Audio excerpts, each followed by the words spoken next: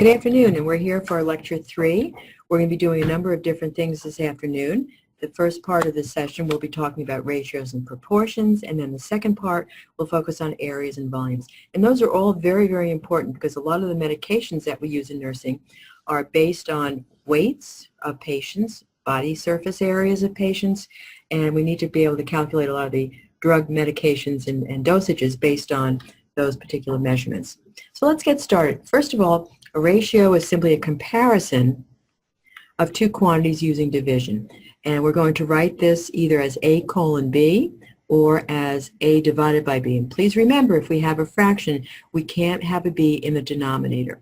We like to express the ratios in simplest form because if we're going to be using them in a problem, it's easier having smaller numbers. So what I mean by that is that if we have a ratio such as 4/8, and we could write that also as 4:8, what we want to do now is notice that the 4 and the 8 could each be divided by 4. And you could also divide by 2 along the way, but then you'd have to go through a second division. So choose the largest number that you can divide into both the numerator and the denominator. And we find that 4 is the number that we're going to choose, and when we do the division, we're going to end up with 1 divided by 2. We could write it as 1/2, or we could write it as 1:2.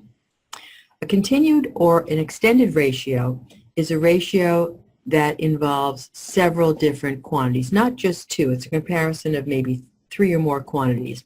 So let's take an example just in general with ratios and see what we can do. So out of 120 students in a school, 65 are boys. We want to find the ratio of the total number of girls to boys. So what we notice is that if we have 65 boys, then by subtracting that number from 120, giving us 55, that leaves us with the number of girls. So the ratio that we're looking for is the ratio of the girls to the boys, which is 55:65. Each of these numbers can be divided by 5, and when we do that, we end up with 11:13. So the ratio of girls to boys is 11:13. Let's take a few very simple examples and work our way up to something a little more challenging. Find the ratio of stars to sunshines, and we notice that we have 3 down in 4 rows, so we have a total of 12 stars, and we have 3 by 3, so we end up with 9 stars. Sunshine. So we have 12:9, and again, notice that each of these numbers can be divided by 3, and when we do that, we end up with a ratio of 4:3, so it's stars to suns. Okay, which of the following pairs of ratios are equivalent? Remember now, to get an equivalent ratio, we want to reduce the fractions and see if they're equal. So if we start out with 3:10 and 15:50, we notice that 3:10 is already simplified. So let's leave that as it is. But when I look at 15:50, I notice that each of those numbers can be divided by 5. And when I do that division, I end up with 3:10. And sure enough, that's the same as the original ratio we started with. So yes, those ratios are equivalent. Moving to 5:7, which again is in simplest form, and 20:21, we notice that if I take 20:21, those numbers are what they call relatively prime. The only number that would divide into both of those numbers is 1. So this fraction can't be reduced.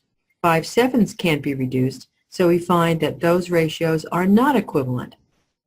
If you look at 6:4, that's not in simplest form. Try dividing, in this case, each of these numbers by 2. So we end up with 3:2. And if I look at 12:8, I notice that each of those numbers can be divided by 4, and that again reduces to 3:2. So these two ratios are both equivalent. So we find out that A works and also C. Question number 3. Let's go back the other way. Suppose we know that the simplest form of a ratio is 2:5, and I want to find out 3 ratios that are equivalent to that. Well, what I'm going to do is to multiply by 1, which remember is the multiplicative identity element. But this time, when I multiply by 1, I'm going to redo that as 2/5, and let's take 3 divided by 3, which is equal to 1. All right, and this is just chosen at random. I'm going to choose an integer divided by itself. So I have 2 times 3, which is 6. I have 5 times 3, which is 15. So now I find that 6/15 is a ratio that would be equivalent to 2/5. Not in simplest form, but equivalent. So what we can also do then is to take 2/5 if we multiply by 2, numerator and denominator end up with 4:10. Here, what you're multiplying 2/5 by is 4/4, which gives you 8/20. Here's our 6/15, which you had seen before. And we could also multiply numerator and denominator by 10, which would give us 20 divided by 50. So all of these ratios are equivalent. So what you're noticing now is that when you take 2 divided by 5, you're going to multiply numerator and denominator by the exact same value, which might be written as n divided by n. And when you simplify that, you're going to get, in this case, 2n divided by 5n, where n is an integer. To check your results, to make sure that your equivalent fractions are correct, you might decide to go back and find out what they are in reduced form. And when you do that, they each should equal 2/5. Okay, now here's one that you have to do a little reading on to be careful that you get the correct pieces. A chemistry class contains 18 girls and 12 boys. Write the ratio representing the portion of the class that is girls. So the first thing we want to do is to say that we have 18 girls, 12 boys, so our class consists of 30 students altogether. And we want to find out the portion of the class that is girls. So we have 18 girls to the total number of students in the class, which is 18 divided by 30. You'll notice that each of these numbers, 18 and 30, can be divided by 6. And when I do the division, I end up with 3/5, or I could write it as 3:5. All right, now this one's one that you might see if you're reading a map someplace or if you're looking at a scale model somewhere. We have a scale drawing of a park. 1/8 of an inch represents 20 feet of length on the park. Write the ratio in simplest form. So I end up with 1/8, and that's in inches, is to 20 feet. Well, I could write that as 1/8 divided by 20, but this is what we call a complex fraction. We do not like to have a fraction in the numerator. So let's take a look and see what we might do. If you have 1/8 divided by 20, that's where we were looking at before, you'll notice that if I take that and I multiply by the number 1, but I'm going to write it this time as 8 divided by 8, I have 1/8 of 8, which is 1. And I have 20 times 8, which is 160. So that's a way of simplifying. In this case, look at the denominator and clear the fraction. So the final simplest ratio would be 1 inch represents 160 feet on the park length. Car travels 150 kilometers in 3 hours, and a bus travels 80 kilometers in 2 hours. What is the ratio of their speeds? Well, before we can find out what the ratio is, we have to find out what the speeds are. And if you go back to one equation where we have the rate times the time equals the distance covered, we're going to use that in order to find out what each vehicle's rate is. So let's start out with the car. We have the car is the rate that we're looking for. The time was 3 hours, and over that period of time, the car traveled 150 kilometers. When I divide by 3, I find out that the rate was 150 divided by 3, or 50 kilometers per hour. Okay. When I do the same thing for the bus, I have the rate, which is r. Again, I don't know what that is. The time the bus drove was 2 hours, and the distance that it traveled was 80. When I divide both sides of this equation by 2, I find out that the rate of the bus was 40 kilometers per hour. All right, so let's see. So here's the car, which is 50 kilometers. The speed of the bus is 40 kilometers. The ratio of the speed of the car to the bus is 50 to 40, or when I reduce that, it becomes 5:4. Okay, problem solving using ratios. So here are some more applications which you may have seen before back in algebra years ago. Let's start out with the ratio of the lengths and the widths of a rectangle is 5 to 3. The perimeter of the rectangle is 48, and we want to find out what the actual dimensions are. Well, I know that if the ratio is 5 to 3, I could really write that as 5x is to 3x. Remember that if I had taken 5x divided by 3x, the x's will divide out, leaving me with the ratio of 5 to 3, and that's exactly where we started. So now, remembering that the perimeter is 2L times plus 2W, or twice the length plus the width, I can substitute in the L. I can put in 5x. For the width, I can put in 3x. And if I simplify that, I find that I have 2 times 8x, which is 48. 2 times 8 is 16x equals 48. Divide both sides by 16, and I find the x equals 3. But remember, you're not finished. Just because you get the x value, that doesn't mean it's over. No, we now have to go back and find out what the length and the width is. The length was written as 5x, which is 5 times x. Knowing that x is 3, I have 5 times 3 is 15. The width is 3x. Again, knowing that x is 3, 3 times 3 is 9x, is 9. So the dimensions of the rectangle are 15 inches by 9 inches. All right, now here's one that has the extended ratio. You'll notice the measure of the angles of a triangle is 3 to 7 to 10. I'm going to write that 3x is to 7x is to 10x. Same thing again, all reducing it to 3 to 7 to 10. But now, measure of the angles of a triangle. Well, I remember from geometry that the sum of the measures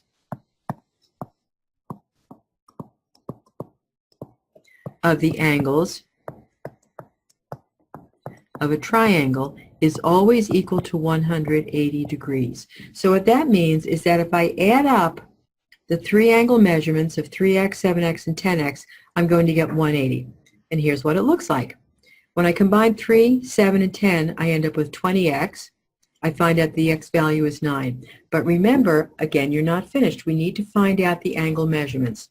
So the one angle was 3x, and that becomes 3 times 9, which is 27 degrees. The second angle measurement was represented by 7x, which is 7 times 9, or 63 degrees. And the last one was 10x, which is 10 times 9, or 90. And our angle measurements are 27, 63, and 90. The ratio, again, is 3 to 7 to 10. What you'll also notice is that because we have a 90-degree angle, we end up with a right triangle. Okay. All right, now this one is a little bit different. We have 275 tickets altogether were sold at a school carnival. The ratio of children's tickets to adult tickets sold was 8 to 3. Find the number of children's tickets sold. And so we're going to take the ratio of 8 to 3, and we're going to rewrite that. Let me just make that a little bit clearer. We're going to write that as 8x is to 3x. And that represents the number of children's tickets and the number of adult tickets. What we're told is that we sold a total of 275 tickets. So what we're going to do is to add up the number of children's tickets plus the number of adult tickets for a total of 275. We have 11x equals 275, and when we divide both sides by 11, we find out that the x value is 25.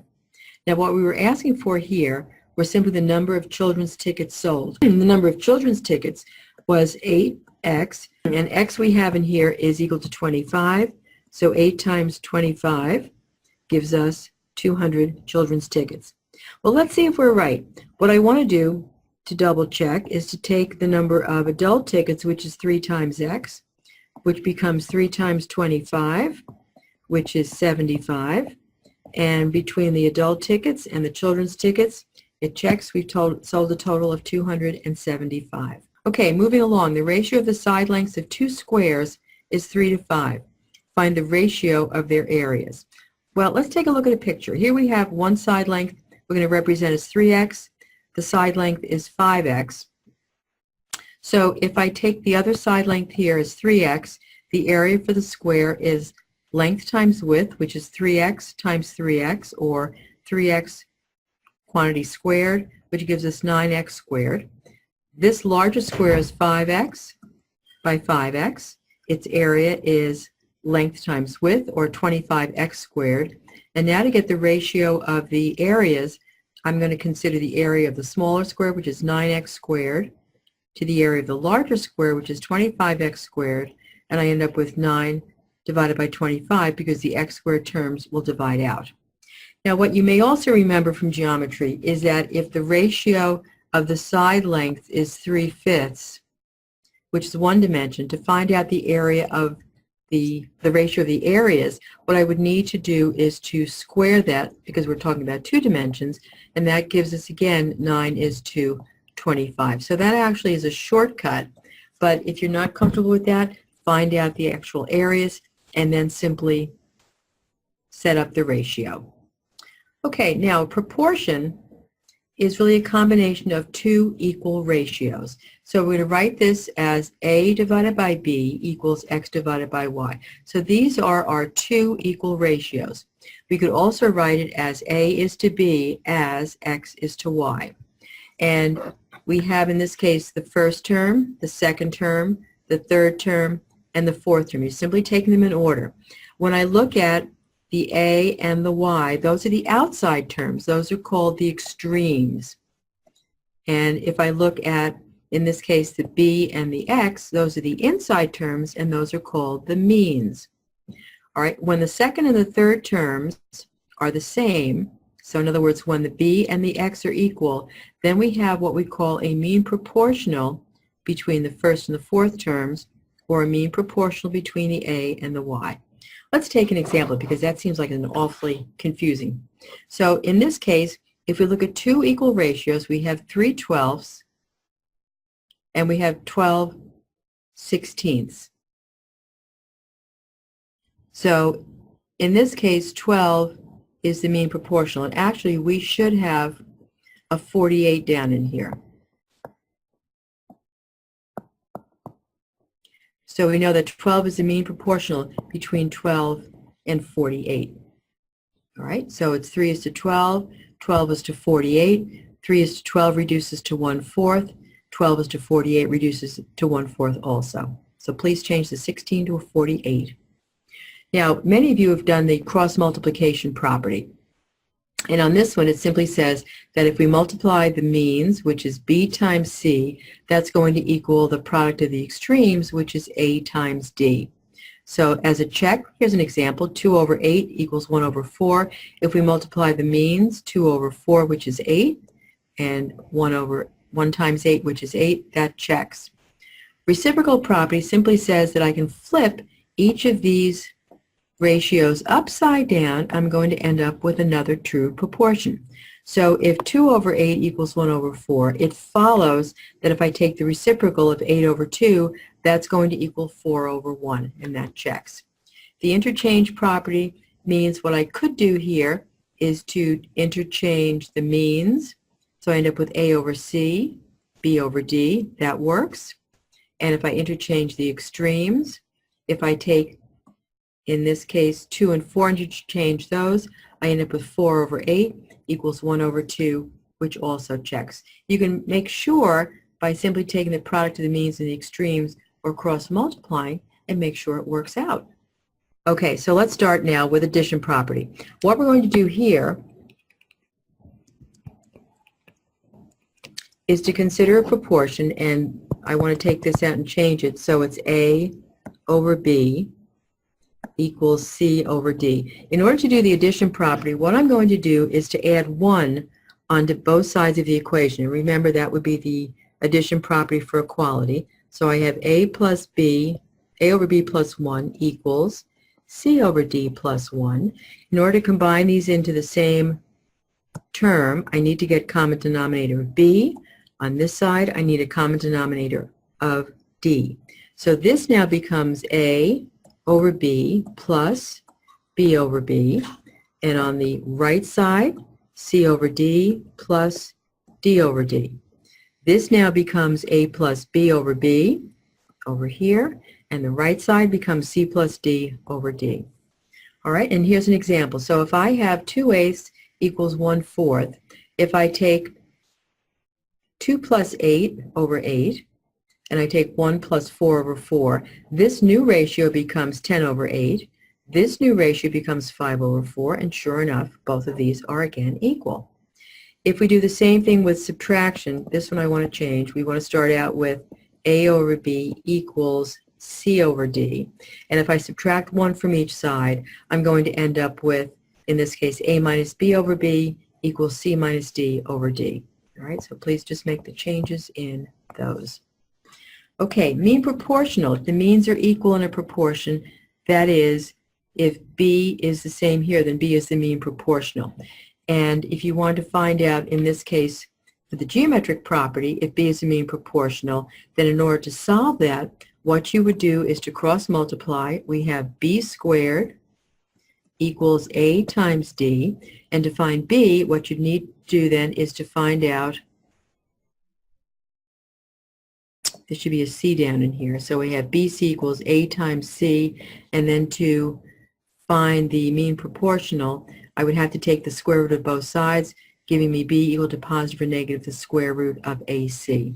So here we look at an example. Suppose we have 4 over x equals x over 16.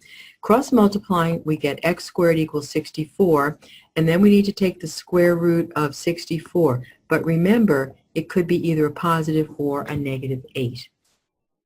Okay, let's take an example. Find the mean proportional between 8 and 18. Well, what we're going to do now is to say, in this case, that 8 over x equals x over 18. When we cross multiply, we'll have x squared equals 144. Take the square root for both sides, and we have x equals positive or negative the square root of 144, which is 12. So let's take a look and see how that actually works when I make a substitution. If I take 8 over 12, will that equal 12 over 18? Well, 8 over 12 will simplify into 2/3. 12 over 18, when you divide each numerator and denominator by 6, you get 2/3 also. So we find 2/3 equals 2/3.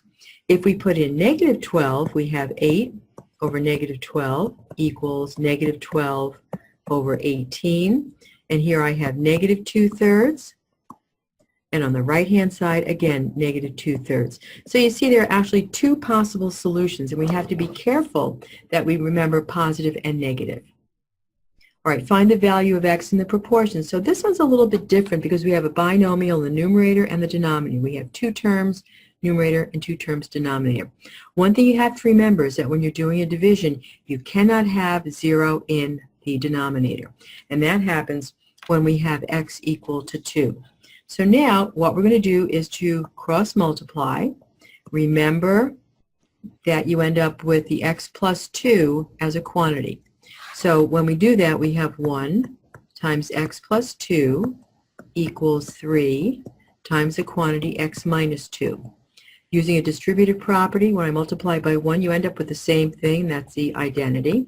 X plus 2 equals, here we have 3x minus 6, and now we need to combine terms. I'm going to bring the x over to the right-hand side by subtraction, leaving us 2x. I'm going to bring the 6 over to the left-hand side, which gives us 8. So x in this case is 8 divided by 2, which is 4. And that's what they asked us to find was the value for x. Well, let's just go back and check and see if it does actually work. If I substitute in, I have 4 plus 2, which is 6. In the denominator, 4 minus 2, which is 2. And yes, it checks because 6 over 2 will simplify into the ratio of 3 over 1. Okay, 2 boys earned $35 mowing a lawn. Their shares are to be divided in the ratio of 3 to 4. 3x is to 4x. And now let's go and see how we're going to solve this equation. We know that one boy earned $3x, another boy earned $4x. As a total, they earned $35. Combining terms on the left-hand side, we have 7x equals 35. Divide both sides by 7, and we find that x equals 5. And then we need to go back and find out what each boy earned. So we have 3x, so it's 3 times the value of x, which is 5, which is $15. 4 times x, or 4 times 5, gives us $20. And as a double check, we find out that they earned together a total of $35. Okay, here's another one. A pipe of length 35 feet, let's take an example. So this is 35 feet altogether. It's cut into two pieces. The length of the shorter piece to the longer piece is 3 to 4. Well, it's not that it's 3 feet and 4 feet, it's the ratio. So we're going to let this piece be 3x, this piece be 4x. And when I add the two pieces together, 3x plus 4x, I find the total length is 35 feet. And that's what we have over here.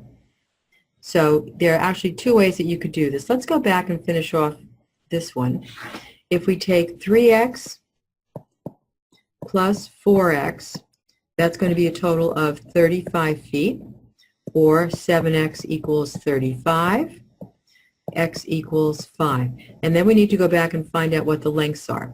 Well, 3x is 3 times 5, or 15 feet. The other length is 4 times 5, which is 20. So I have the shorter piece is 15 feet, the longer piece is 20 feet. Now the other way of doing that is to say, to let x be the length of the shorter piece. Remember that the entire pipe is 35 feet long. So if we let the shorter piece be represented by x, then the remaining piece, which is 35 minus x, is the length of the longer piece. So we're saying in this case that the shorter is x, the longer is 35 to x. The ratios are 3 to 4, the short to the long. So let's set it up as two equal ratios, the short to the long and the short to the long. And now if I decide to solve this using cross multiplication, the product of the extremes is 4x, the product of the means is 3 times the quantity 35 minus x. This becomes 4x equals 3 times 35 is 105, and then distribute 3 to negative x gives me negative 3x. What I need to do now is to collect all the x's on one side, so we'll do that by adding 3x to both sides. So 7x is 105. Upon dividing both sides by 7, we find the x value is 15. So that now tells me the longer piece is 35 minus the length of the shorter piece, so 35 minus 15 is 20. And sure enough, we come up with the exact same values that we did when we did it in terms of the ratios and then adding the lengths. Again, you can decide which length or which process you like the best. I think for most of us, the 3x and the 4x and adding them together to get the 35 is a quicker and easier way of setting up the equation. Okay, let's look at the next one. The rate of exchange of $1 US to 1 UK pound is 4 to 3. You're going to exchange 270 pounds and you want to find out how many dollars you get. Remember, when you set this up, you want to do either UK pounds is to UK pounds as dollar is to dollar, or you can do UK is to dollar as UK is to dollar. You have to make sure that things are in the same corresponding positions. You would not do UK is to dollars as dollars is to UK or pounds. So in this case, UK, dollars, pounds, and dollars. So now let's set it up. We're going to do dollars is to pounds. So we have the ratio is 4 to 3, and I'm going to let, in this case, A represent the number of dollars I'm going to exchange for 270 pounds. Again, product of the means equals product of the extremes. When I cross multiply, I have, in this case, 270 times 4, which is 1,080, equal to 3 times A. And when I divide both sides by 3, I get 360 US dollars for 270 British pounds. Now, percents and applications, a lot of the medications that you look at will be in terms of percentages and decimals. And it's important that we understand how to write all of these. So first of all, percentage means that we're finding parts per 100 or hundredths. The symbol to denote percentage is like this. You might also see it like this, and you can write it in several different forms. 67% is the same thing as 67 100ths, or you can change it to the decimal of 0.67. Please remember that when you're writing decimals, it's important to put in the 0 to start with, because sometimes if you simply write down 0.28, the question is, where is the decimal point? Is that a speck on the paper or is it a decimal? So what we're going to do is to ask you to put the decimal point and a 0 preceding, and then there's no question that that's a decimal point and not just something on the paper. So now let's take a look at some of the different problems and applications. In an election, 13% of the total votes polled are invalid. 62% of the total valid votes have been polled in favor for the winning candidate. Find the number of votes gotten by the winning candidate. The total number of votes polled is 120,000. So first of all, what we need to do is to find out the number of votes that are invalid. We know it's 13%. So when I take 13% or 13/100ths of 120,000, I end up with 15,600 votes that are invalid. To find out the number of valid votes, I'm going to take the total number of votes and subtract from that the number that are invalid, leaving me with a total of 104,400 valid votes. Now, once I have that number, I notice that 62% of the valid votes were for the winning candidate. So I'd like to take 62% of the number of valid votes. 62% I'm going to change into 62 divided by 100, and I multiply that by 104,400, so I find out that there are 64,728 votes for the winning candidate.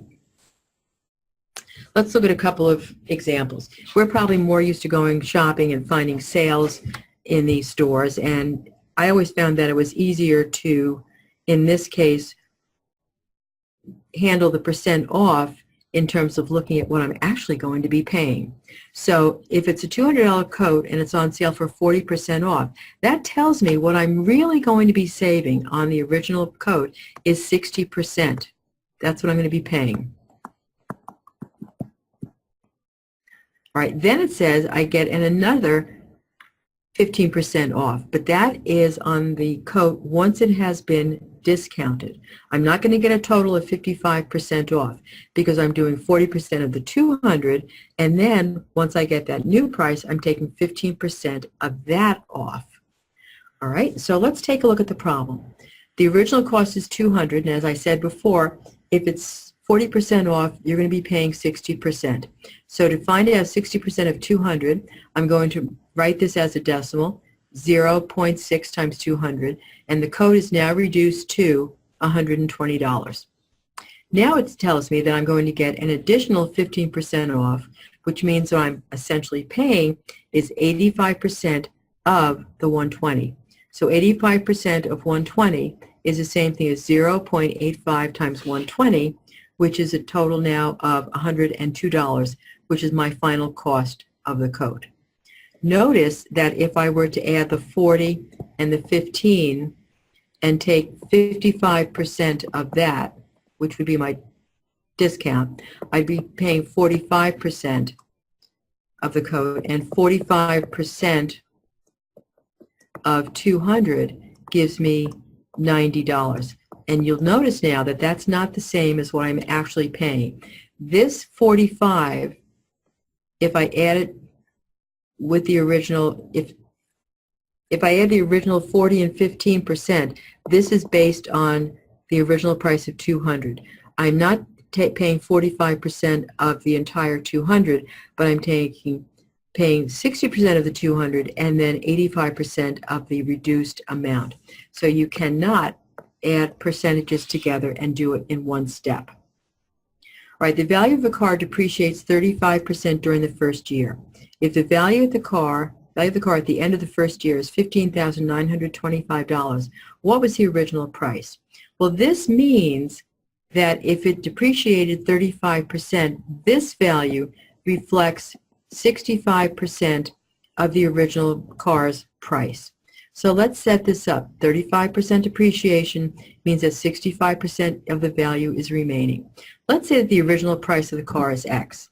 So that tells me that 65% of X is $15,925, or 0.65 X equals 15,925. If you divide both sides by 0.65, you'll find the original price of the car to be 24,500. Okay, question number 3. A skateboard is on sale for 25% off. So can you figure out what percent you're paying? You're right. You're going to be paying 75%. What is the final price after the discount if an additional 8% sales tax is added on to that cost? So that means you're going to have to find out 8% of the discounted skateboard price and add that on. So if the original cost is $70, you're getting 25% off, which means, as we said before, you're paying $75. So 75% of $70 is 0.75 times 70, or $52.50. So the price of the skateboard is now down to $52.50. However, in order to finalize the sale, you now have to pay a sales tax of 8.5%. 8.5 is the same as 8.5%, which is the same as 0.085. When we multiply that amount by the cost of a skateboard, we find the amount of tax now to be $4.46. So the final price is the sale price of the skateboard plus the tax, which is $56.96. Now, variation means that things can vary directly or indirectly. And when they vary directly, it says that the ratio of A to B is a constant value. If we solve this equation for A, multiplying both sides by B, we find that A equals K times B, where K in this case is the constant of proportionality. So that means that if the value of B increases, the value of A will also increase. It's directly proportional. The other type of variation is indirect variation. And this is sort of like a seesaw. As one goes up, the other one is going to go down. And that means, in this case, that if we take A times B equaling a constant, this would give us the relationship with an indirect variation. Again, K is called the constant of variation.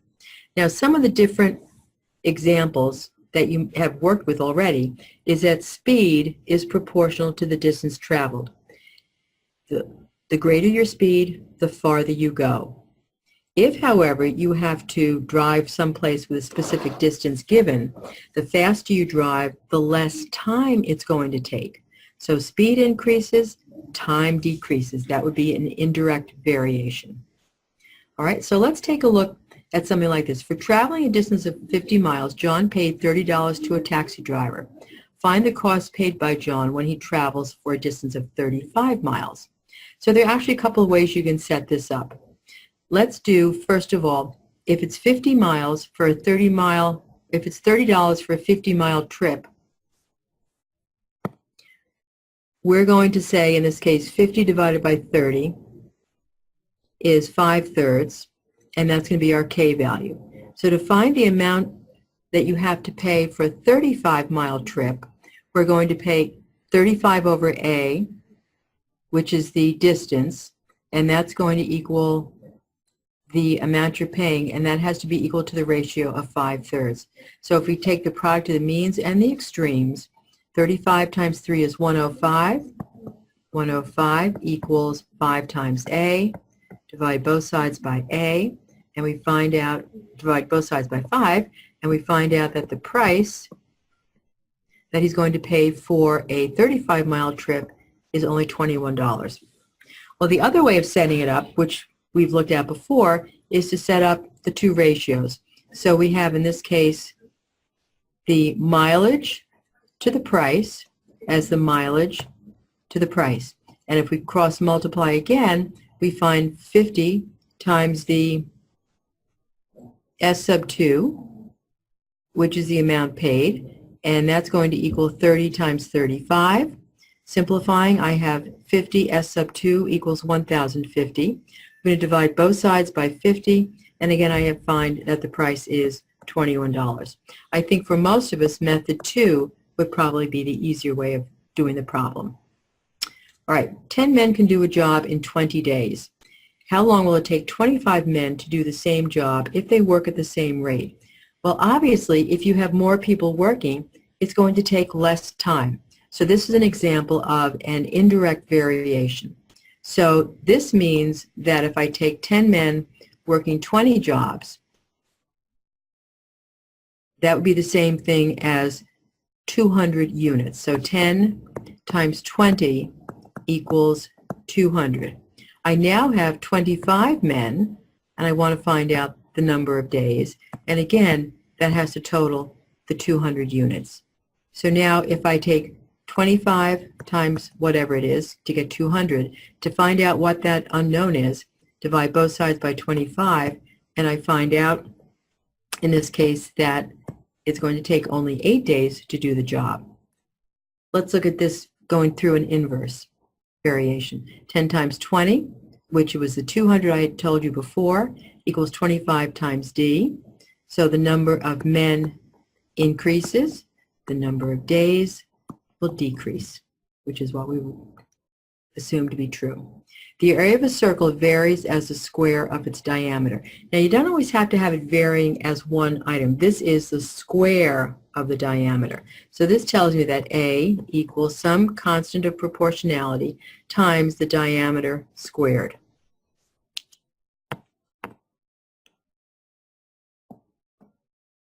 All right, it says you want to find out the area of the circle where the diameter is 10 feet. The area is given as 75.54. What is the area of the circle whose diameter is 40? So let's go over to the problem.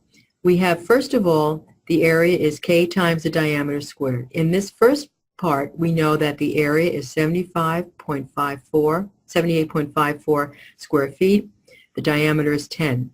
So when I simplify this, I have 78.54 equals 100K. We're going to divide both sides by 100, and I find that our constant of proportionality is 0.7854. Now I want to find out what the area is when the diameter is 40. So we'll substitute in. We're going to keep the constant of proportionality. The diameter is 40, but that now needs to be squared for a total of 1,600, and that leaves me with 1,256.64 square feet. Okay, so in this case, since this is a direct variation, we find that if the diameter increases, the area increases also.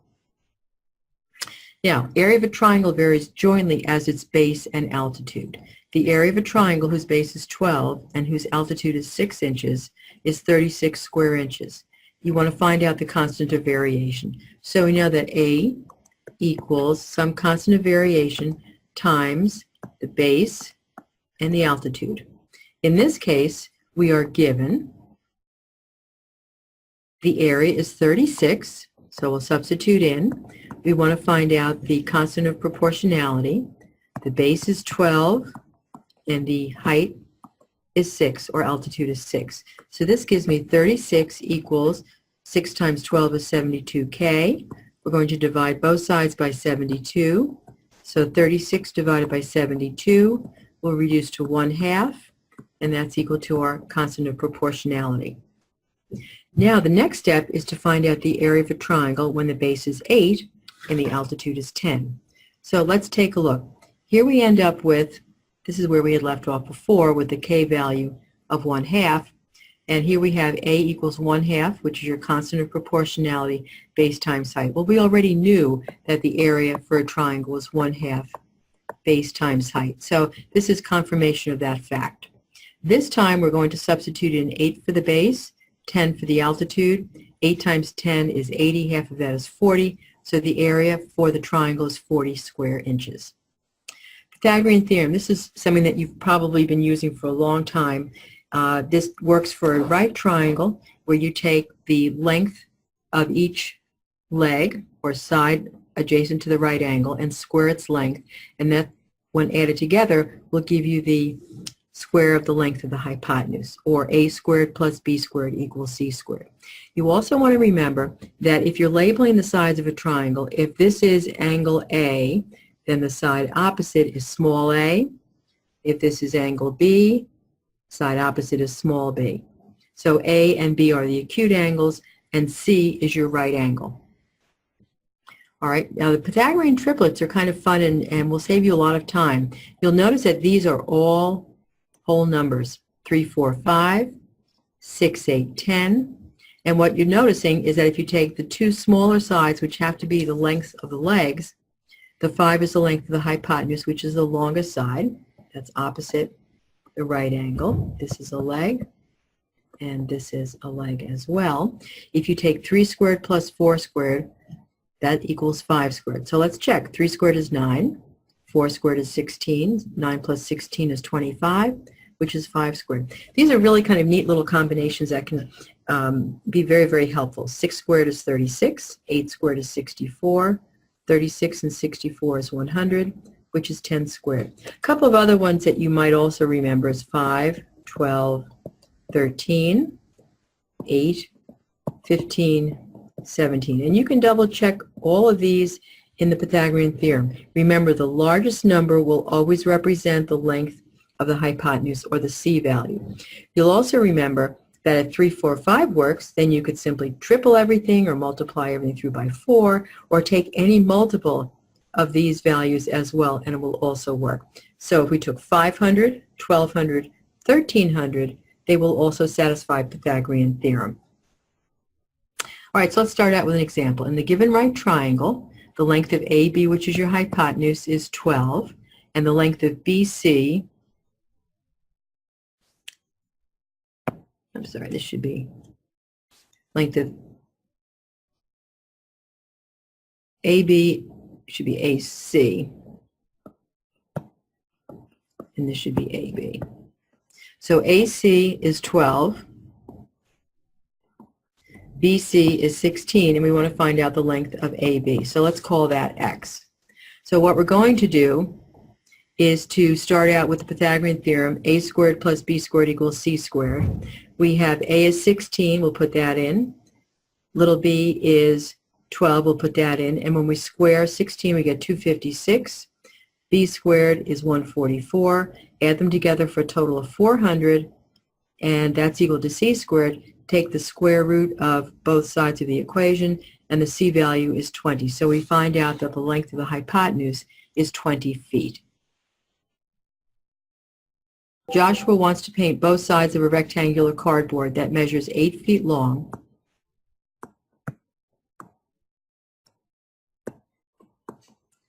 and has a diagonal of 10 feet. If he uses half a pint of paint to cover 5 square foot area, how much paint does he need altogether?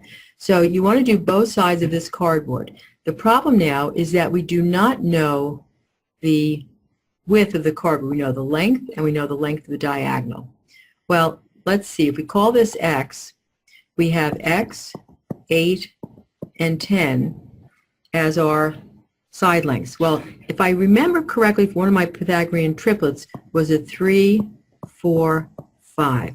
And what I'm noticing now is that 8 is twice 4, 10 is twice 5, and that would imply then that X would have to be twice the 3 value, which implies that X is equal to 6.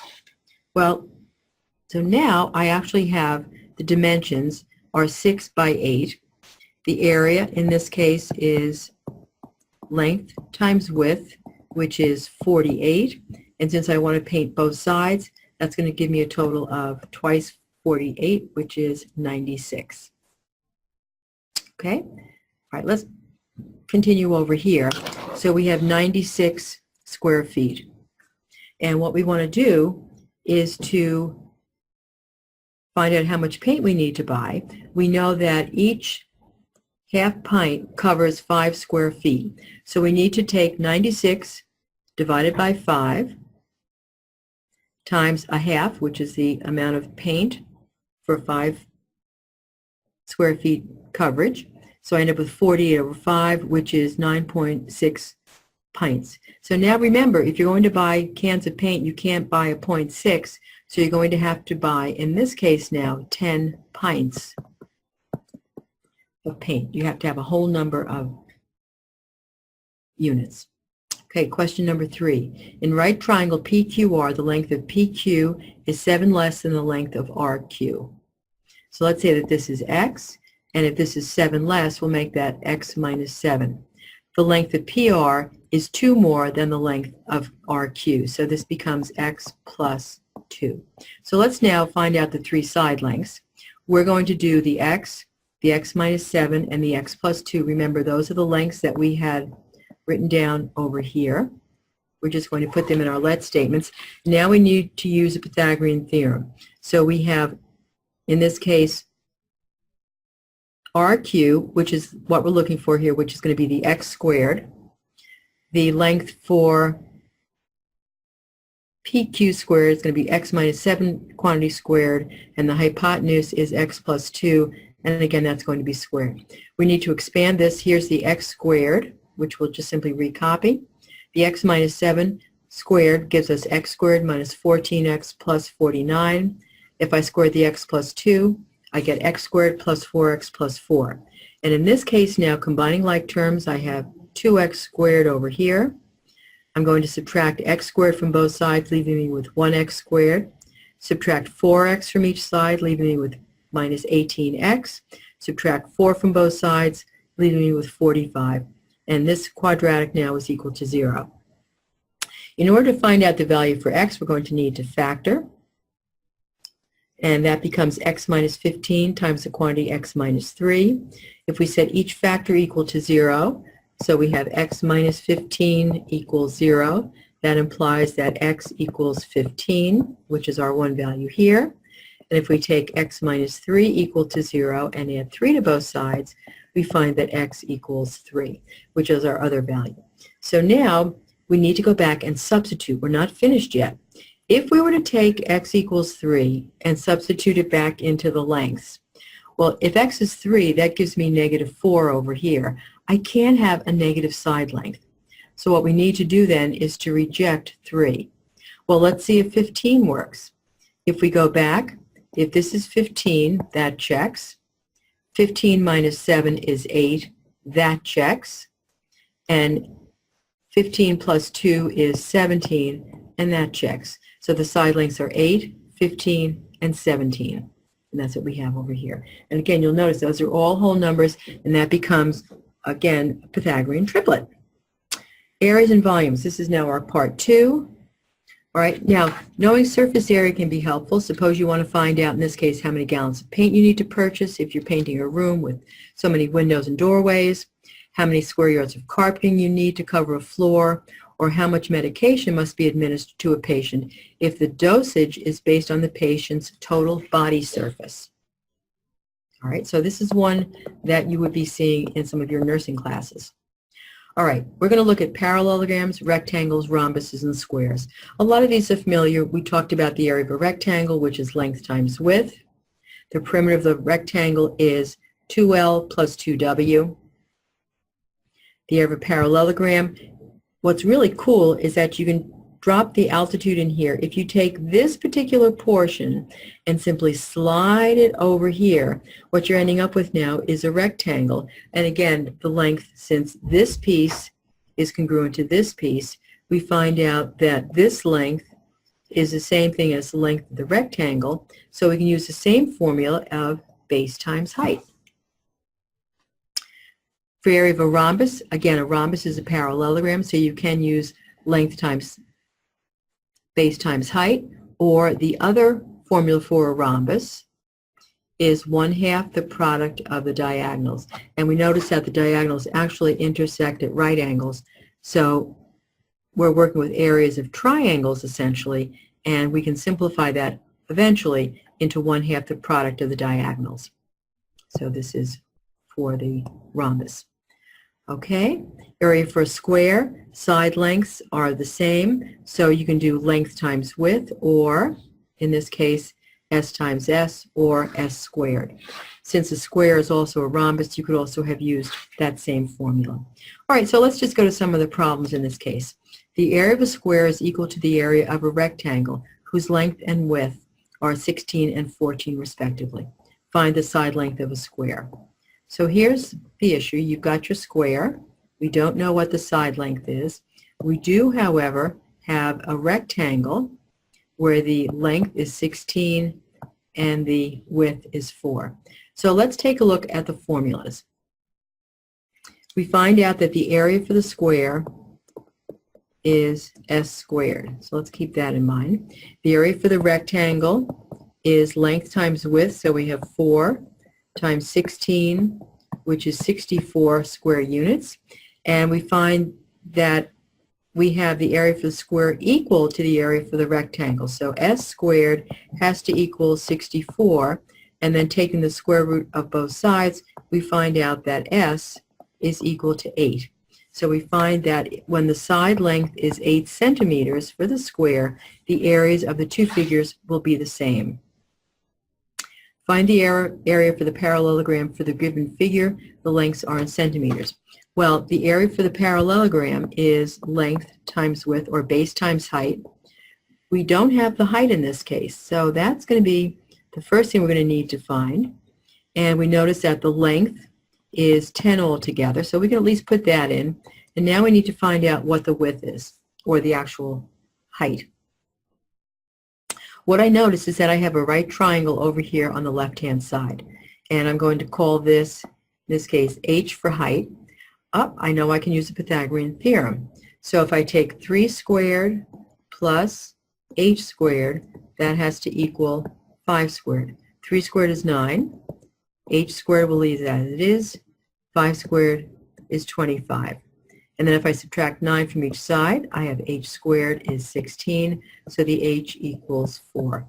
Well, that looks familiar again. It's a 3, 4, 5 right triangle. So as I said before, if you know your Pythagorean triplets, it's a really great time-saving device to say, well, if I have 3 and 5 and I'm missing one of the legs, it has to be 4.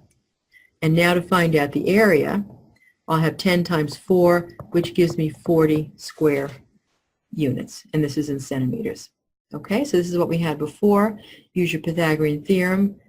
The height in this case is 4. 10 times 4 is 40. Okay, here's a kite question. If the length of one of the diagonals of a rhombus-shaped kite is 8 and the area is 36 square centimeters, find the length of the other diagonal.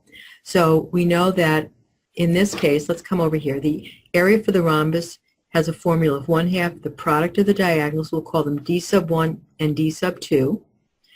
And the area for the kite is 36 square centimeters. We'll say the one diagonal is 8.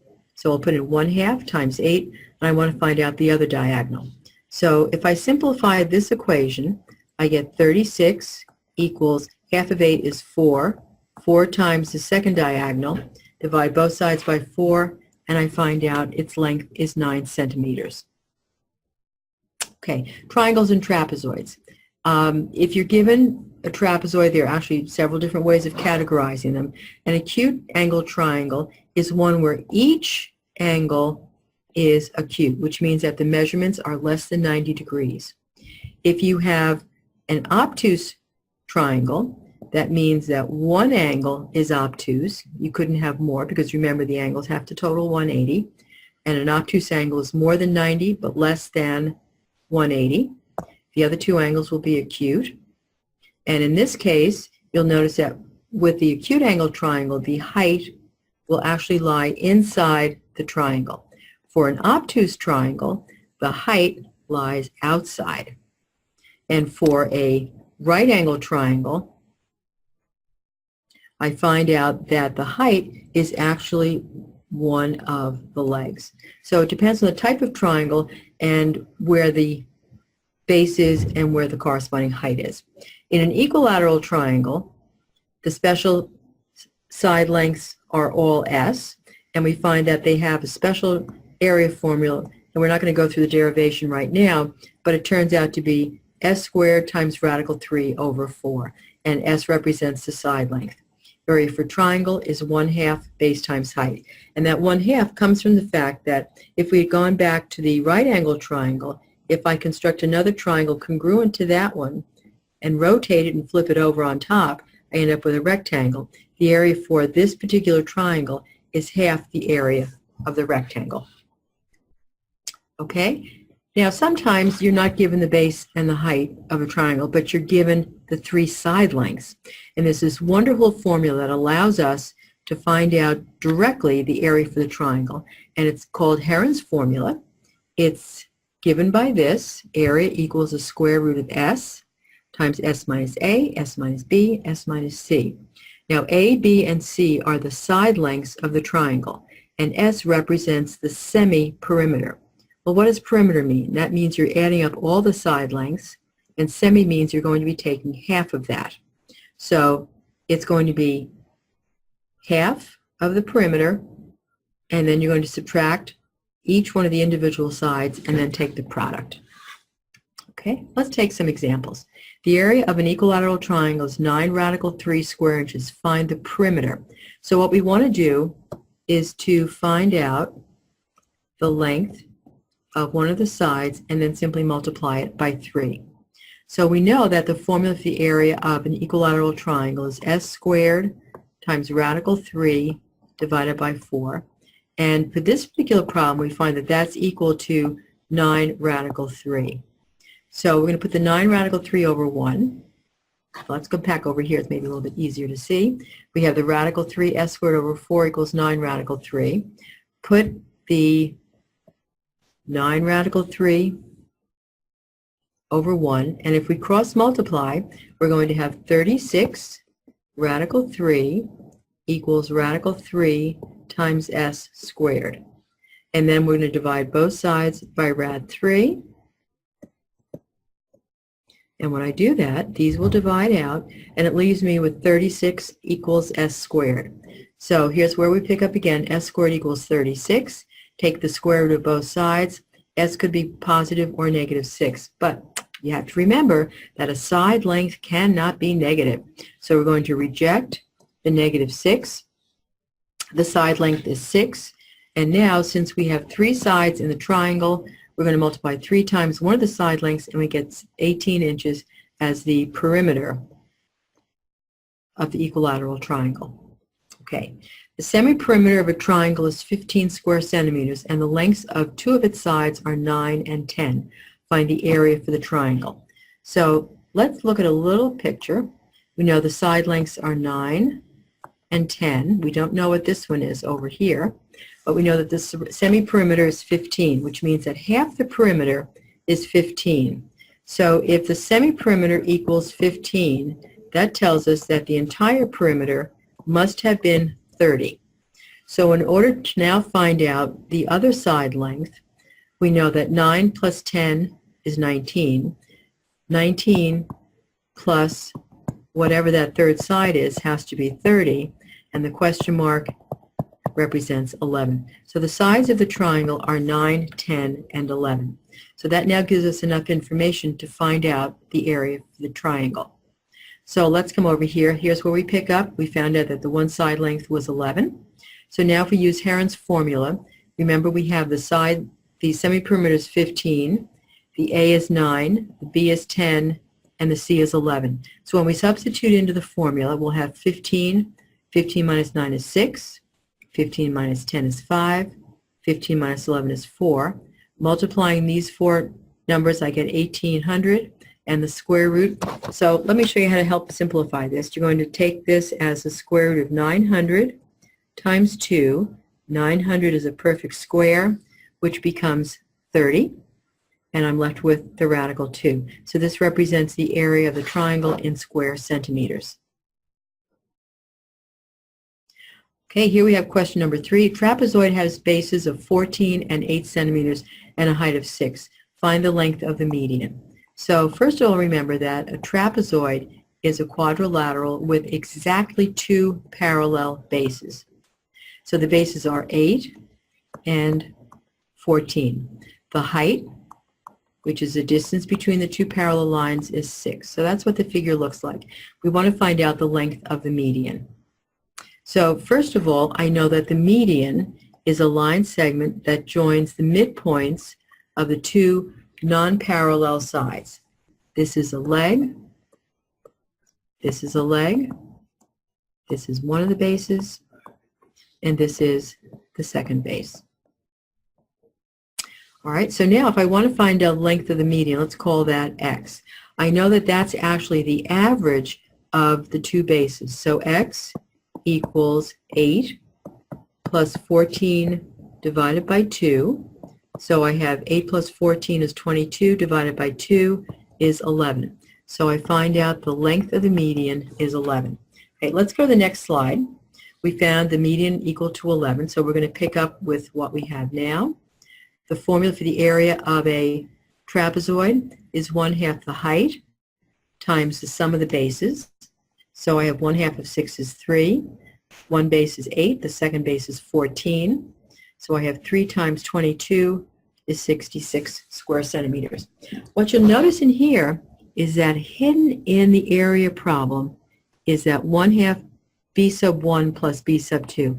That's your median. So I really could have written the formula as A equals the height times the length of the median. And let's check and see if that works. We found the median was 11, the height is 6, and the product is 66, which again agrees with what I have in here. So we actually have the 1/2 the height times the sum of the bases as one formula, or I could actually say 1/2 the height times the median, which is a second formula for the area of a trapezoid. Circumference of a circle and the area. The circumference is the amount or the distance around the outside of the circle. And if you think about it in terms of a pizza, it's the amount of the crust. The area of the circle represents the amount of sauce and cheese on the inside of that pizza. Formula for the circumference is diameter times pi. Pi is an irrational number.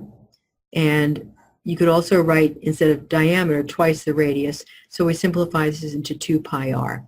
Area for the circle is pi r squared. Now, I have this one little gimmick that is really kind of clever and makes it very easy to remember which formula is which. And I'm going to simply write down the formulas. And I'm going to tell you the following. Cherry pie is delicious. Apple pies are too. So let's write that out. Cherry pie is delicious. Apple pies are too. All right, so cherry pie is delicious. Apple pies are too. And that's an easy way of remembering which formula goes with which equation. All right, let's look at an example. The circumference of a circle is 220 millimeters. What is the area for the circle? Well, let's first of all put down the formula C equals pi times D. Cherry pies are delicious.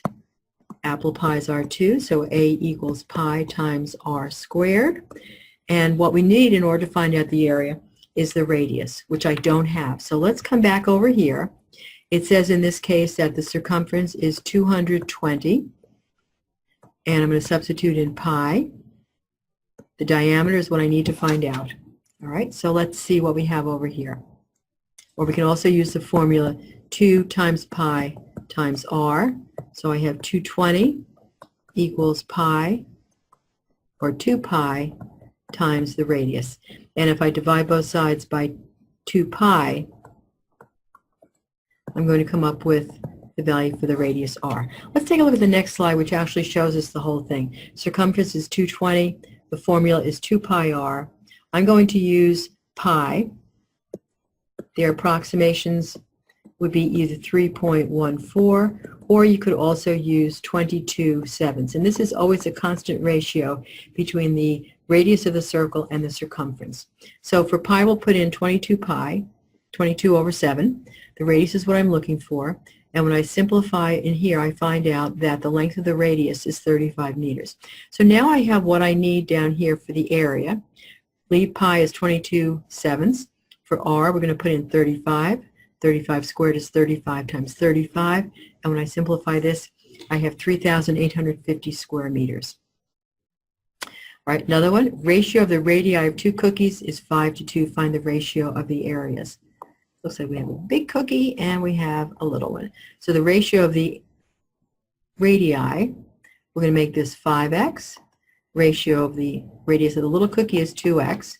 So the area for the large cookie is pi times 5x squared. This is for the large circle, or large cookie. The area for the small cookie is pi times 2x squared. So this becomes 25x squared times pi.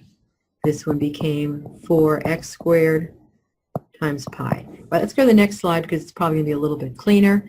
We have the two circles. This is going to be the larger circle. This is the smaller one. The ratio of the areas is 25 pi x squared to 4 pi x squared.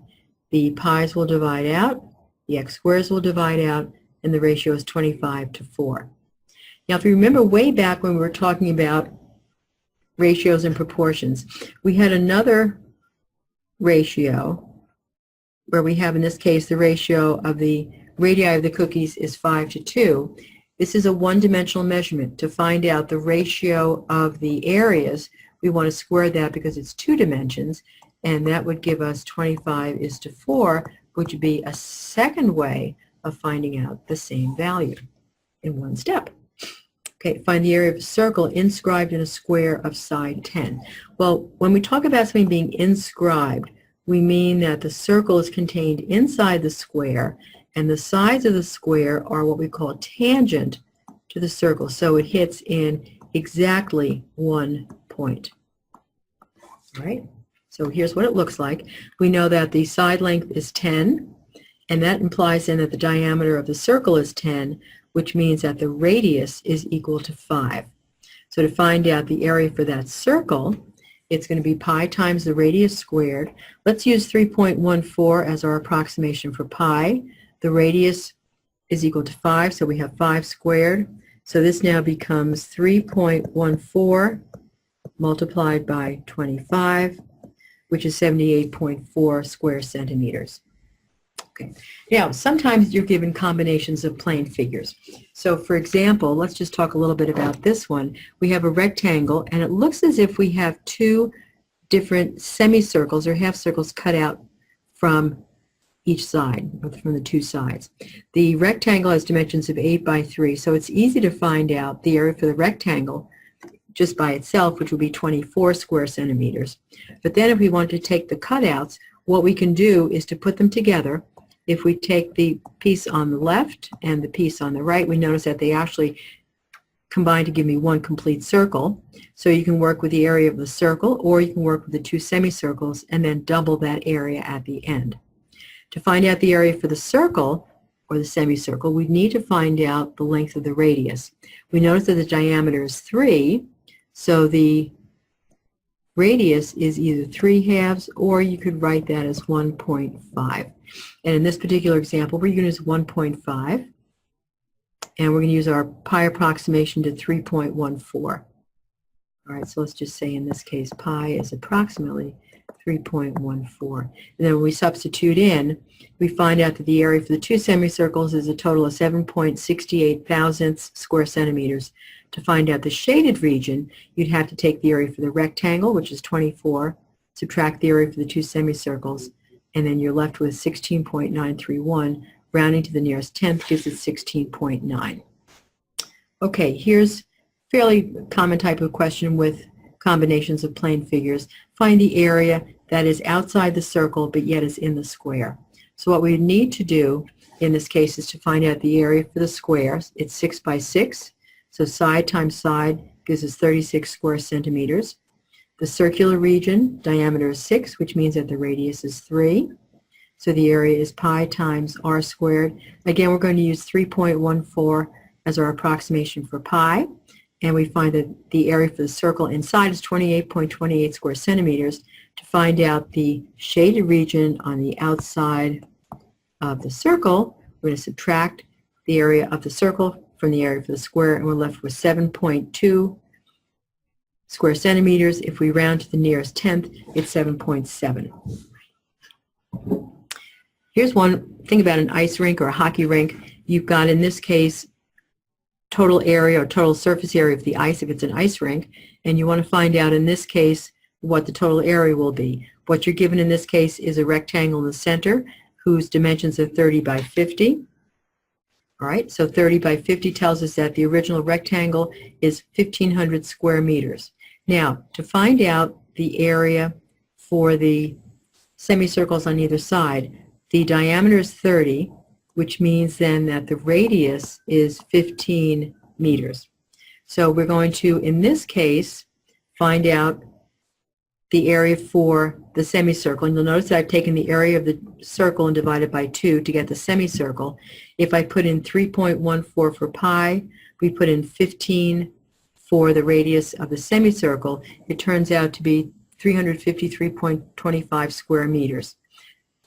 2 of those would give us 706.5 square centimeters or square meters for the area of the semicircles. To find out the total area, we want to take the area for the rectangular region plus the area of the 2 semicircular regions, add them together for a total of 2,206.5 square meters.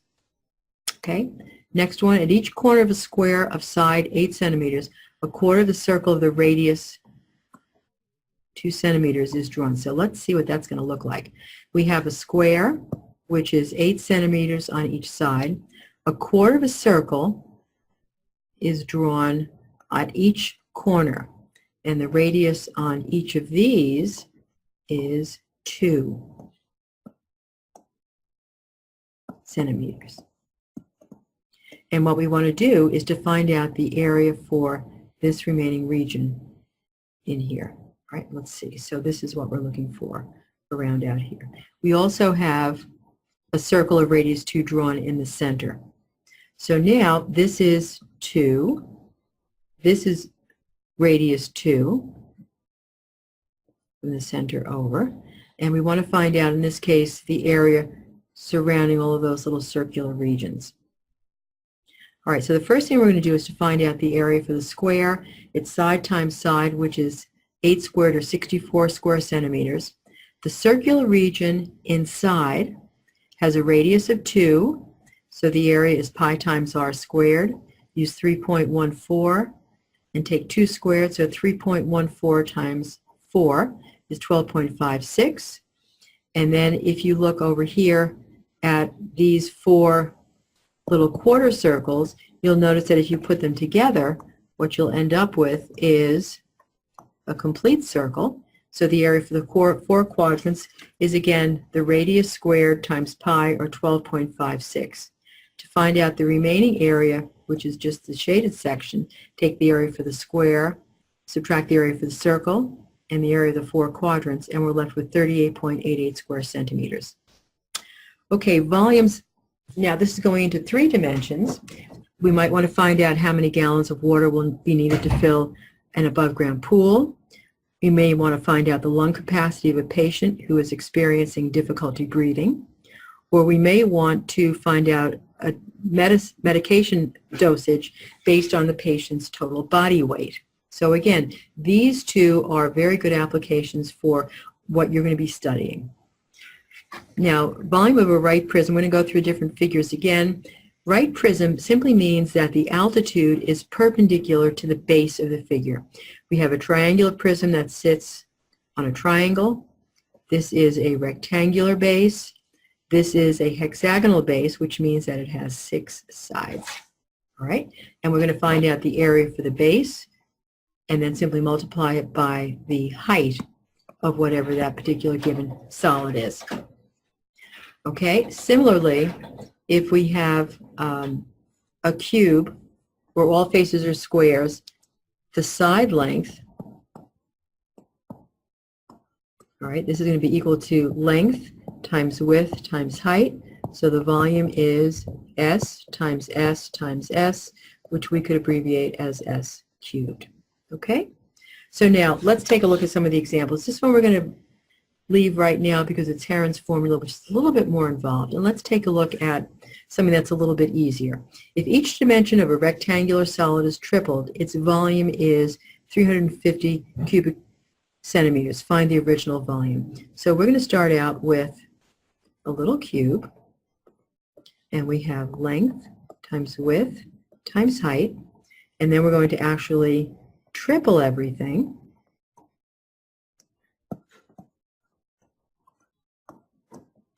So we have 3L times 3W and 3H for the height. And it said that the new volume is 351. So that gives me 3 lengths times 3 widths times 3 heights. It's going to equal 351. All right, let's go over here. So that's what we have. 3 lengths times 3 bases times 3 heights is 351. 3 times 3 times 3 is 27. I have length, width, and height. And then if I divide both sides by 27, I find out that length times width times height is 13. This actually represents the volume of the original little rectangular solid. So the volume of the original is 13. Question number 2, find the weight of a rectangular gold bar of dimensions 45 centimeters by 30 centimeters by 10 centimeters if 1 cubic centimeter of gold weighs 10 grams. So first of all, we have everything in terms of centimeters, which is good. And the volume is equal to length times width times height. So let's go to the next page. We're going to do 40 times 30 times 10, which is 13,500 centimeters. And we know that in this case, 1 cubic centimeter weighs 10 grams. Well, I have 13,500 centimeters. So what I need to do is to multiply the volume times the weight, and I get 135,000 grams, or if I want to change that to kilograms, I'm going to have 135 kilograms of gold, which is a whole lot of gold. Okay, question number 3. Mary is playing with cubicle-shaped blocks as shown in the figure. Each cube has an edge of 5 centimeters. Find the volume for this, what looks like a staircase. So each little block is 5 by 5 by 5 back. So to find out the volume, I'm going to take one little cube, which is 5 times 5 times 5, or 5 cubed, and that's equal to 125. The total number of cubes in the block will be 6. Simply count them up. And 125 times 6 gives me, in this case, 750 cubic centimeters on the volume. Now, a cylinder is similar to the pyramid, similar to the prism, except for the fact that the base, in this case, is a circle. So instead of having, in this case, a triangle or a rectangular base or a hexagonal base, we're going to have a circular base, and we're going to substitute in pi r squared for the area of that circle. Okay, let's take an example. A cylindrical sugar canister has a volume of 704 cubic inches. So here's my little sugar canister. The height of the canister is 14 inches, and what I want to do is to find out the diameter. So that's basically what the problem is going to look like. All right, so now we notice that the volume of the cylinder is pi r squared times h. This represents the area of the bottom. I'm going to put in 22/7 as our pi approximation. The r is the radius, and if the diameter is what we're looking for, we need to actually find out what the radius is first, and then we can always double that to get the diameter. We know that the volume is 704, the height is 14, so if I substitute in, I want to find out what r is. So now, if I divide both sides by 14, and I'm going to multiply by 7/22, let me show you what we're doing here. 7 over 22 here, and we're going to take 7 over 22 here. And the reason I'm doing that is 7 over 22 times 22 over 7. These are multiplicative inverses, and when I multiply these two, my product is 1. So I have, in this case, 1 over here. I have 704 times 7 over 22. I have to divide by 14, which gives me the 14 here. And when I simplify the right-hand side, I find out that the r squared is 16. Take the square root of both sides, and r is equal to positive or negative 4. Again, reject the negative 4 because radius has to be positive length, and the radius is 4. The diameter, therefore, is 8 centimeters. Okay. The height of a cylinder is tripled and the radius of the cylinder is doubled. What change will take place in the volume? Well, let's start out with the volume of the cylinder is pi r squared h. What we're going to do is double the radius. So instead of r, I'm going to put in 2r. I've doubled it.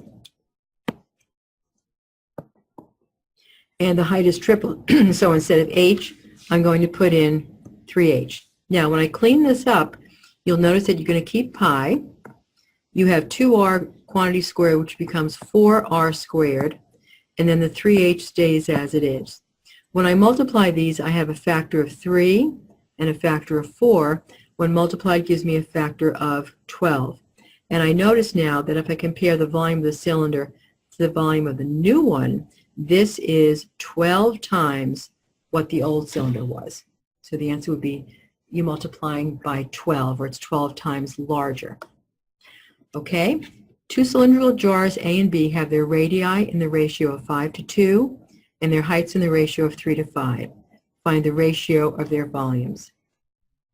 All right, so let's start out in this case with the radius of the cylindrical jar is 5r and 2r respectively, because the ratio is 5 to 2. So we're going to make it 5r and 2r. The ratio of the heights is 3 to 5, so I'm going to make that 3h and 5h. To find the ratio of the volumes, we'll take the volume of cylinder A, which is 5, times the radius squared times the height. The ratio compared to volume of cylinder B will be 5 times the ratio of the radius, which is 2r. The height is 5h. We're going to simplify that. Notice that the pi's divide out, the h's will divide out, and the r squares will divide out. So I'm left now with 5r quantity squared, which becomes 25r squared times 3. Down here, I have 2r quantity squared, which becomes 4r squared times the 5. And now if I simplify, the r squares divide out. 25 times 3 is 75. 4 times 5 is 20. And that will simplify into 15 over 4. So the ratio of the volumes is 15 to 4. All right, the only difference between pyramids, cones, and cylinders and rectilinear solids is that this comes to a point the other ones don't. And what we're going to do now is to introduce a 1/3 into the formula. If it is a solid with a polygon on the base and the lateral or side faces are triangles, they're all going to meet at a common point called the vertex. The volume is 1/3 the area of the base times the height. If it is a cone, you'll notice that it is a circular base, and we're going to put in for capital B the pi r squared, which is the area for a circle. All right, let's take a look at an example. Find the volume of a cone whose height is 12 and whose slant height is 13 inches, and we want to find out what the volume is. Now, the problem that we're running into here is that although we know what the height is, we don't know what the radius of that circular base is. So since the height is perpendicular to the radius, it forms a right triangle. And what we're going to do is use the Pythagorean theorem to find out our r value. If we substitute in s, which is your slant height, you're going to have 13 squared equals the height squared is 12 squared plus r squared. And that's going to be 169 minus 144, which is 25. Take the square root, and that's going to give us r equals 5. If, however, you want to take the formula and solve for r, it's going to be r equals the square root of 13 squared minus 12 squared. Substituting in the values like we have here and simplifying, we come out with the square root of 25, which is 5 inches.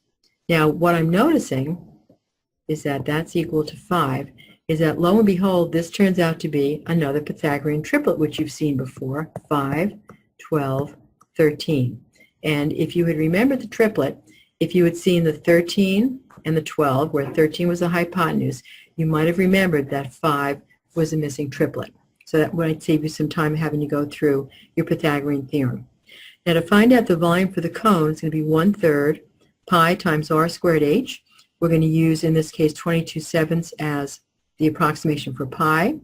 The radius is 5, so we're going to take 5 times 5, which is 25, times the height, and it gives us a total of 314.28 cubic inches. Okay, here's one. If a cone and a cylinder have the same radius and height, what is the relationship between their volumes? So the cone, remember, is 1/3 pi r squared h, and the cylinder is pi r squared h. So if you simply look at the two formulas, you'll notice that the factor of 1/3 has been introduced into the formula for the cone, and the relationship is that the volume for the cone is 1/3 the volume for the cylinder. So that's exactly what we have here, 1/3 the volume, or you could also say that the volume of the cylinder is 3 times the volume of the cone. Right, find the volume of a solid obtained by rotating a right triangle PQR with sides 3, 4, and 5 around the 4-inch side. So let's set up the picture. So here is the 4-inch or the 4 centimeter side. Here's the 3, and here's the 5. And what you're going to do is to rotate it around that side. And what happens is that what you're generating is a cone. So that's what we have over here. The slant height is 5, the height is 4, and the radius is 3. And when you substitute that into the formula for the area of a cone, it becomes 1/3 pi, 3 squared times 4, using in this case 3.14 as your approximation for pi. You'll end up with 37.68 cubic centimeters. Okay, here's another one. Find the volume of a triangular pyramid whose base length is 5 centimeters, the base height is 4, and the height of the pyramid is 10. Let's look at a picture because that looks rather confusing. So here we go again. The volume of the triangular pyramid, the base length is 5. The base height is 4, and the height of the pyramid is 10. So what you're noticing now is that it has a triangular base. We are given the base and the height for the surface on which it's sitting. So we're going to find out it's 1/2 base times height. So it's 1/2 of the 5 times the 4. So the area on which it's sitting covers an area of 10 square meters. Since the height of the pyramid is 10, I can go to the volume of the pyramid is 1/3 capital B times H. This B represents the area on which it's sitting. So that's the 10, and this now becomes the height of the pyramid. Multiplying 1/3 times 10 gives me 33.33 cubic meters. So that's your volume. Volume of the sphere, let's just simply say that it's 4/3 pi r cubed. Again, since it's 3 dimensions, the r is going to be cubed, and the circular piece in here is going to be used as the information that we'll need to get the radius of the sphere. Okay, let's take an example. A spherical ball with diameter 10 centimeters has a density of 8 grams per cubic centimeter. What is the mass of the spherical ball? So we need, first of all, to find out, in this case, the diameter is 10, which means that the radius is equal to 5 centimeters. Let's go to the diagram. All right, so we have radius is 5 centimeters. The volume of the spherical ball is 4/3 pi times r cubed. The radius is 5, so we're going to substitute in this case, 4/3 we keep. For pi, we'll put in 22/7. The radius is 5. And when I do the arithmetic, I end up with 523.81 square or cubic centimeters. The mass of 1 cubic centimeter is 8 grams. So what I'm going to do then to find out the total mass is to multiply the number of cubic centimeters times the 8 grams, and I get a total of 4,190.48 grams. All right, so this is second question. A metallic sphere of diameter 21 centimeters is melted and cast into hemispherical solids of radius 6 centimeters. Find the total number of hemispherical solids that can be made. So let's look at what's going on. You have your sphere. The diameter is 21, which means that the radius is equal to 10.5 centimeters. And what I want to do is to melt this all down and make it into little hemispherical pieces that have a radius of 6 centimeters. All right, so it looks like this. And the radius in this case is going to be 6. So let's take this out. Okay, there we go. All right, so now let's take a look at the diameter of the metal sphere is 21 over 2, which we had said before. Remember, we had 10.5, which is the same thing as 21 divided by 2. And now the volume of the sphere is 4/3 pi times r cubed. So I'm going to put in 4/3. The pi is 22/7. The radius is 21 over 2, but I need to cube that. Doing the arithmetic gives us 4,851. Now what I need to do is to find out, we're going to sort of put this aside right now. I want to find out what the volume of a hemispherical solid of radius 6 is going to be.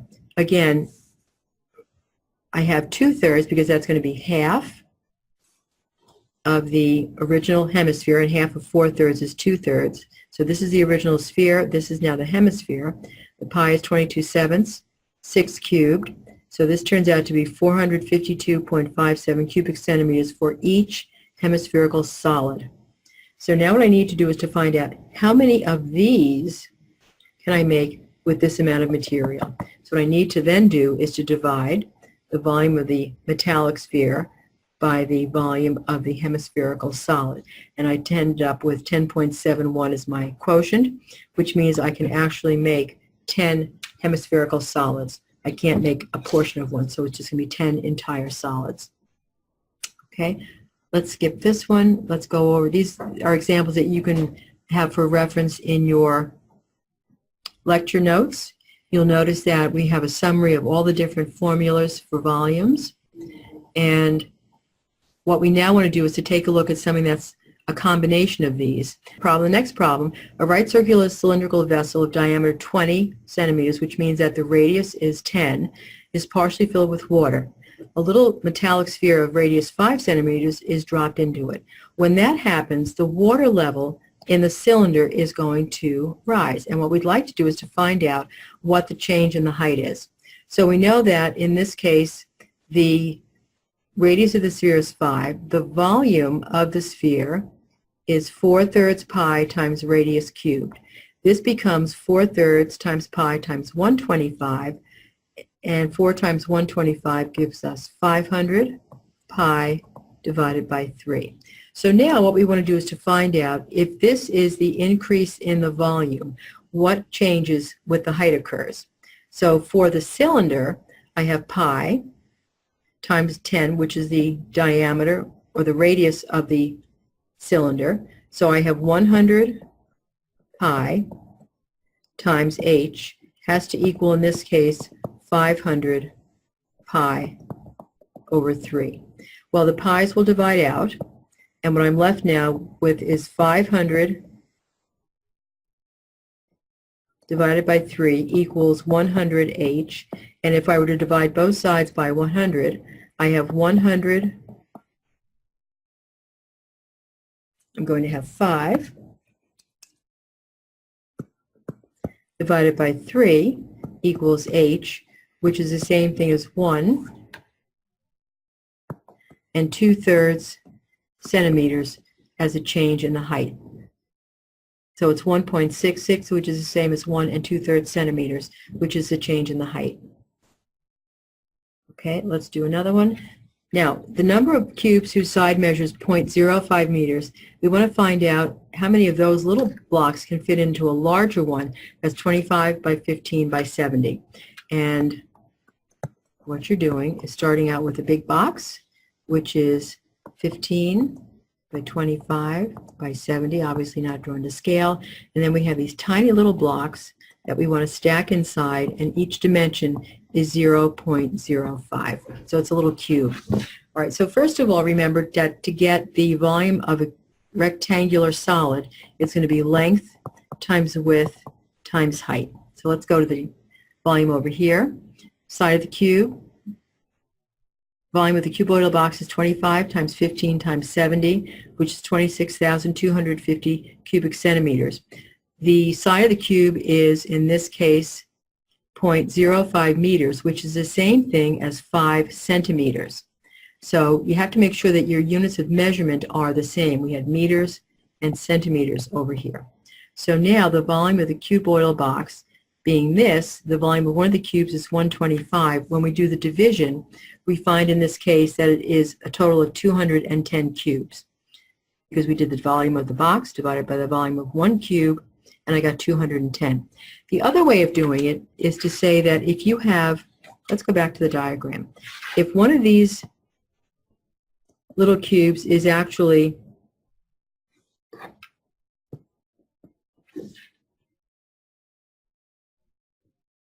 five centimeters, we know that if this is 25 centimeters, there are 5 cubes that could fit in along this length.